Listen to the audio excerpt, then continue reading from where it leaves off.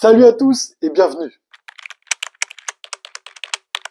Le Parc des Princes s'apprête à vivre une nouvelle grande soirée européenne, les amis. Le Paris Saint-Germain reçoit Tottenham dans un match pas crucial, mais important quand même. Dans cette phase de groupe, Tottenham, qui est encore invaincu jusqu'ici en C1, arrive au Parc des Princes à la maison avec un plan clair, bloc solide, transition rapide, efficacité maximale.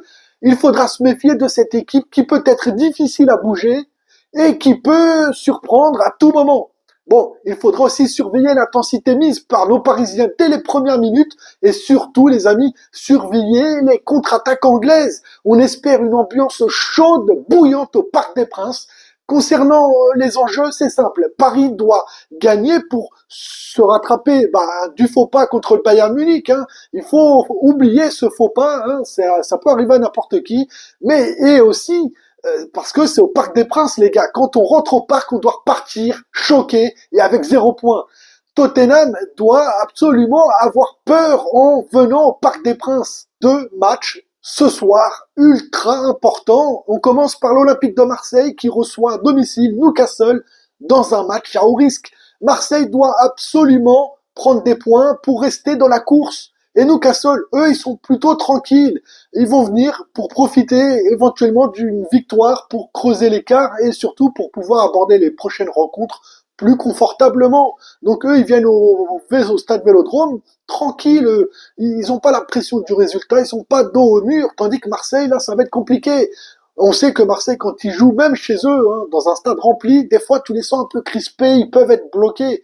On espère pour la France, pour l'indice UEFA, qui puisse faire un résultat, ça serait bien, ça serait important et ça tomberait au bon moment, puisque là, si Marseille venait à perdre, à lâcher des points à domicile, on pourrait dire que ça serait vraiment presque terminé, parce que les prochains matchs qui arrivent aussi pour Marseille, ça va être compliqué. Donc là, c'est le moment ou jamais de faire un résultat contre Newcastle. En plus, Newcastle, ils sortent d'un match où ils ont gagné magnifiquement en dominant Manchester City, et donc là ils arrivent en pleine confiance. On sait qu'un match de Ligue des Champions, ça n'a rien à voir, c'est une autre compétition qui commence, tous les joueurs le disent, les entraîneurs, mais là Newcastle, ils arrivent avec la motivation et puis sans aucune pression, le résultat, s'ils perdent, c'est pas trop grave, mais bon, et s'ils gagnent, ils savent qu'ils sont tranquilles pour les prochains matchs, tandis que Marseille, ils ont cette pression, et comment ils vont aborder ce match-là, ça va être important. On sait que Marseille, c'est une équipe qui performe, qui marque beaucoup de buts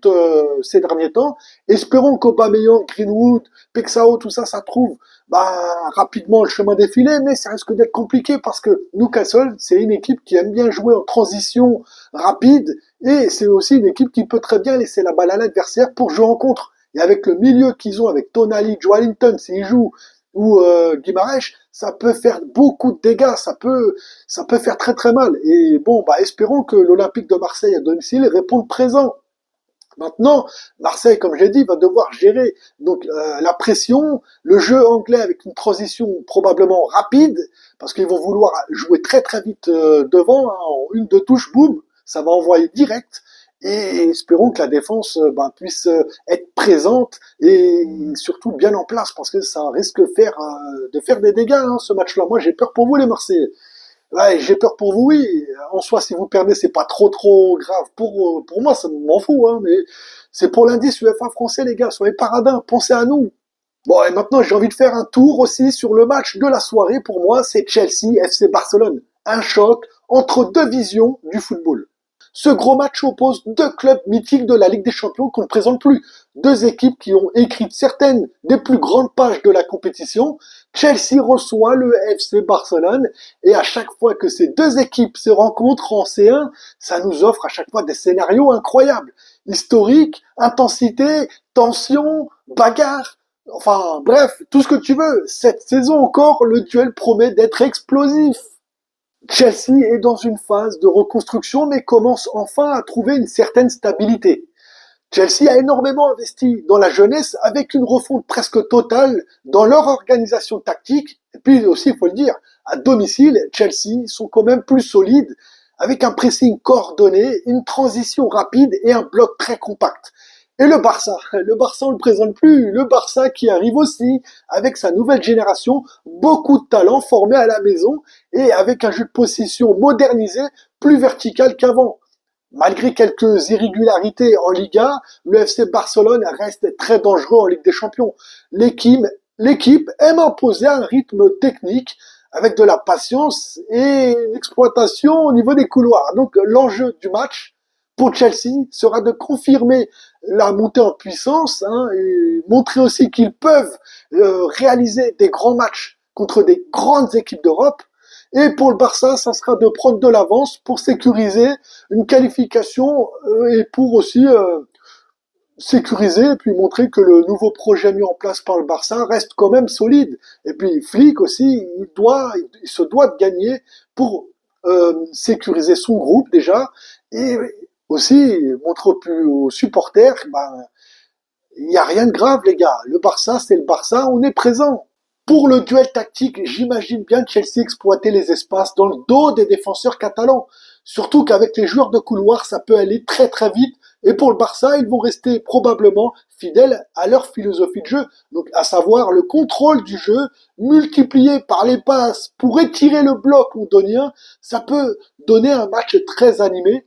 Mais attention aux transitions rapides côté Chelsea et au jeu positionnel côté Barça. Ça peut donner un match avec vraiment deux visions de jeu différentes. Et attention aux montées des latéraux du Barça. Aïe, aïe, aïe, aïe, aïe. Attention, parce que le contre de Chelsea, ça peut faire beaucoup de dégâts. Attention au craquage, les gars. Bon, moi je vais te dire, celui qui marque en premier aura probablement de grandes chances de dicter le rythme du match.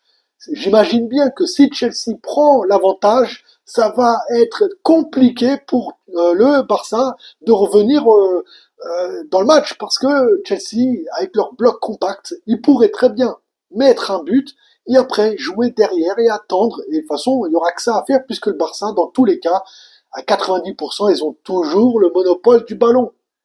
Et quand tu sais qu'il y a Yamal à côté, Rashford, Lewandowski, bon, il n'y aura pas Pedri pour organiser le jeu, mais on va dire, bon, oui, c'est un super jeune joueur, mais bon, il y a ce qu'il faut pour le remplacer au milieu de terrain. De Jong, Gavi, les gens passent, vraiment, il n'y a pas de souci à se faire de ce côté-là. Mais en tout cas, pour en revenir au jeu même, si Chelsea venait à mettre le premier but, j'imagine que ça serait très compliqué pour le Barça de revenir.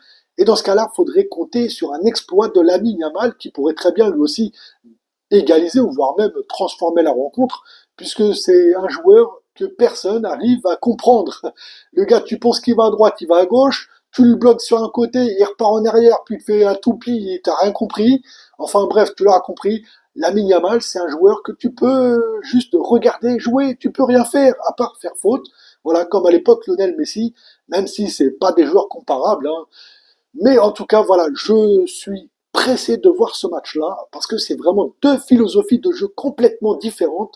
On a un Chelsea donc qui revient en pleine forme, qui retrouve donc une certaine stabilité, puis on a un FC Barcelone qui a des problèmes extrasportifs, mais bon, ils savent faire la part des choses, donc à ce niveau-là, je pense qu'il n'y aura pas de problème.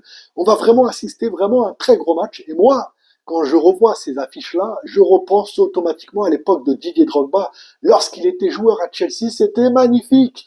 Avec Michael Essien et tout, c'était waouh, tout simplement. On avait du Iniesta, Xavi au Barça, et puis on avait, bon, il y avait Messi aussi, mais c'était des affiches mais magnifiques. Je ne dis pas que voilà, c'est moins beau aujourd'hui, mais c'est différent quand même, c'est différent de mon époque.